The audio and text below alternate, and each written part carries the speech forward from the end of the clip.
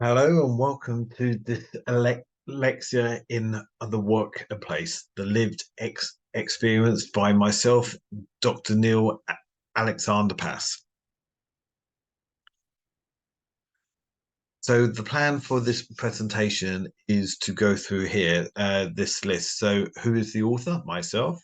What is dyslexia?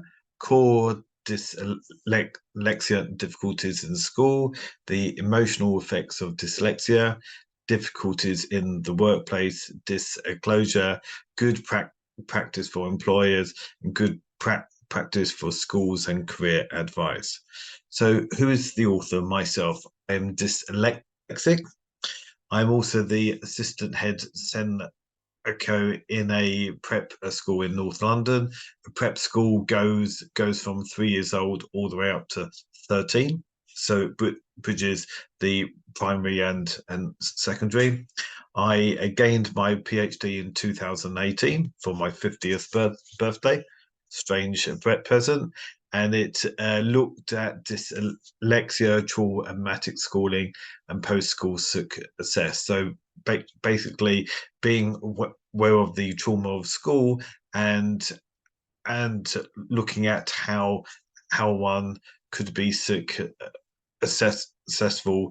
despite traumatic schooling. I'm the author of 15 books, fiction and non-fiction. I write academic articles, and my main area is the emotional effects of dyslexia.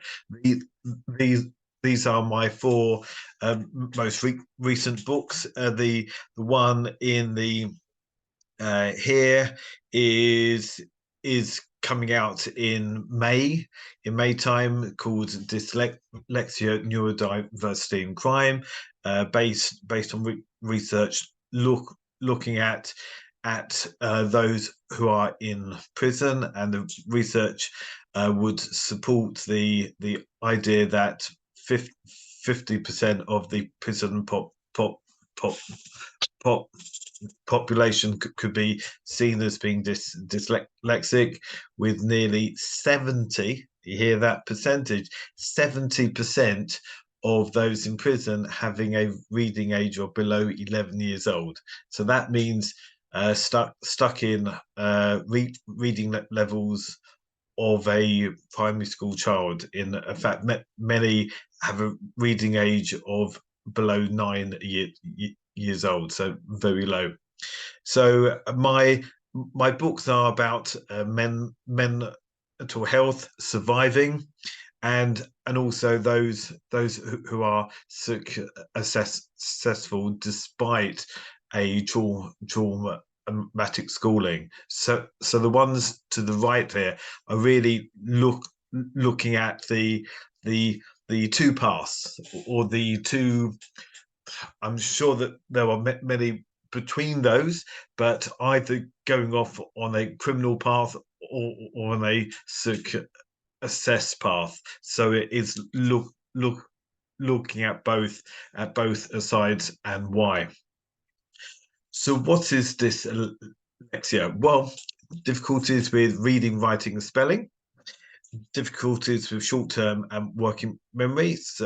So that is the difference between repeating back numbers 7 to 9 in the correct order, 7 to 9, or working memory is repeating them back in the reverse order. So 7 to 9 turns into 7 to 9, 9 to 7. Okay, so it's within your brain turning them around, and this is working memory. So this could be coming up with a solution for a problem. It is like doing maths, but all in your head, and not writing down all the parts of it. It's very hard at doing a division calculation of what's 20 divided by 3. Okay, so there was a lot there that you are storing within your brain. Dyslexia is a spectrum, so it's fairly broad, uh, and so some on the lower end or the more severe end have difficulties with spelling, reading, and writing, and to the higher end are those who are able to spell and write, but will still struggle with their short-term memory or and obviously all organization or difficulty with their writing. So it does vary, and it's similar to the line when when when you've met one person with autism, you've met one person with autism. Is because it's very hard to and obviously generalize, and this is what one of the things for the workplace. A employer may copy the support they gave to a previous dyslexic working for them, thinking that that would be the right thing for a new person joining with this dyslexia, and really you need to tailor the support for the person in front of you rather than giving MC generalized support. Support of software could be great for one, but not for the other. So the core difficulties are difficulties of reading, writing, spelling, avoidance of reading aloud or reading back their written work. Handwriting is used to cover up for their spelling difficulties, along with difficulties with finer motor skills. They are stronger with verbal debate rather than getting their thoughts down on paper. Uh, tip, Typical early signs or easy signs to see are a student who's really great verbally, but will struggle to get their thoughts down on a paper. And so the good practice for the school is awareness of this dyslexia, and then the career service looking at the jobs with a lower reading and writing demands to it. And the emotional effects will begin at school, but then will move on to the adult as one doesn't lose this dyslexia growing up. Leaving school, there isn't a fix. You're not fixed. No, you will still have all the same dyslexic difficulties. You will just have more control of the way that you will show it. So in school, you are forced to read, write, and spell. For the workplace, you are able to avoid more. So avoidance is key. There's a imposter syndrome within the workplace. Should they be there? Have they got the skills to be there? Fake it till you make it is sometimes and one of the things. Just getting through the door of the employer and passing all the recruitment process. You are faking your abilities or even passing on them, that you are covering up or downplaying any and obviously difficulties with reading and writing till you get through the door, and then you are able to shine. All your amazing skills can shine once you are through the sausage meal process of referencing and forms and the in in the interview process of add advanced avoidance. So you will see the difficulties are avoiding reading, writing, spelling, avoiding filing, avoiding paying bills. Avoidance is a huge, which can lead to depression, and sadly self harm, and learned help helplessness. It's because you are the world is based on reading and writing, and so you find that difficult, then you don't feel that you fit in well. And you will see here it's easier saying I'm fine rather than going into detail about being depressed or sad or confused or judged. Yeah, so there's go a lot going on there. So sadly, some with this dyslexia feel that there is no choice but to perceive suicide as a main coping strategy or way out, and this is due to being un, understood, feeling alone. No one they know has similar difficulties, and feeling broken, and wanting a way out of their daily suffering within this world that judges you on the ability to read and write, feeling worthless, hopeless, stuck in a family without someone else have similar difficulties, and struggling to find suitable jobs. So the safe, easy, perceived safe, easy job of working in a office is the worst place for someone who will struggle with reading, writing, spelling, and putting things.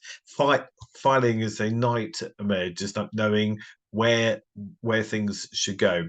So it really is finding the right match for the person. So difficulties in the workplace can vary greatly, but it really is about finding the best fit. With a bad fit being really obviously difficult for them. In fact, it can be just suffering, and they will struggle. You will read a call of the dyslexic post the post person. I would say postman. It was a man, but it's a person, who struggled with the job, and rather than delivering all the letters, he would and obviously hide them somewhere. It really was the wrong job for him.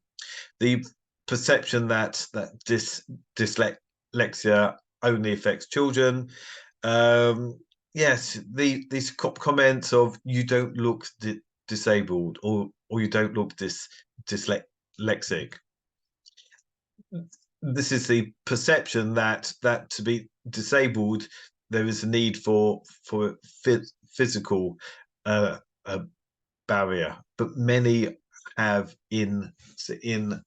invisible barriers, and my book looks at this. It really is about looking at various types of let's see, hidden dis disability, from type 1 diabetes to mental health, to epilepsy, to MS, to being hearing impaired or sight impaired. There are so many ADHD and dis dyslexia among many. And so when when they when people with a hidden disability ask for allowances, they are perceived to be able-bodied, and so it is unfair. Section the one size fits all we've spoken about earlier. Software may be one of these solutions. It really isn't all of them. There's need to proofread. It's much easier for some to proofread on a hard copy, printed copy, rather than the screen. Promotion brings many difficulties. Is because you are promoted because you're good at your job. So if you're a chef, when you're a great chef, and you're really great with the cooking, personal service, and obviously customer service, promoting them to be a manager and all the paperwork and the reading and the billing and all of that, that's not going to play to their strengths. So sometimes saying no to promotion would be better for them, or the a need for the HR team to reassess the needs or the obviously challenges they would face. So really, it is about finding the right role for the right person, avoiding roles that would highlight difficulties, asking for allowances where needed, which might be a mentor, it might be more a time, or and then finding suitable software solutions, spell checker, grammar checker, and so on. A bit bigger, a bigger screen, more than one screen. This closure is one more area where those with a hidden difficulty might struggle. 70% of dyslexics leaving school are not diagnosed. That's a huge amount.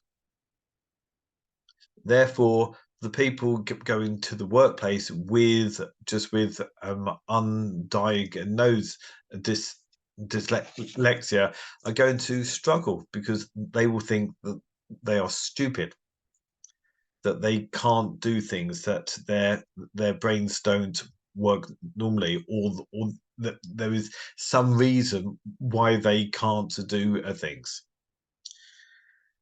Say that they have a name for it, then it's easier to close. However, that can bring several challenges. Is because say you close once in the job, you will gain protection. The problem is, should you close for the recruitment process for the form. The obviously question is, many will avoid closing on the form because they want to be seen as being, yes, normal, or and obviously to be recruited based on their abilities, without realizing that this closing helps to level the playing field. So it allows you to ask for for several things for the recruitment process. For me, I will always ask for a laptop rather than writing any tests, and to be given the questions in written form during the process. The challenge is that, say you don't disclose before you are recruited, and then disclose afterwards, the the the employer could say that you lied to them, and that you will lose the job offer. So the question is, at what point do you mention it? I would say during the face-to-face process, is because then you are able to say that you are dyslexic. However, my type is X, Y, and Z, and you using certain software or LMC or or or LMC strategies, there shouldn't be a barrier for the role you were going for. There are emotional challenges, and you will see here two of my books, is that the deceitful dyslexic, and the book on NMC mental health. They are looking at the emotional side. It's is the feeling side of it, helping you to obviously cope. So please check out these books. And the good practice is training, training and awareness, workplace assessments, raising the awareness that it's not just about reading and writing. It can be about all organization and time management. So the ability to get tasks done on time could come from your dyslexic difficulties.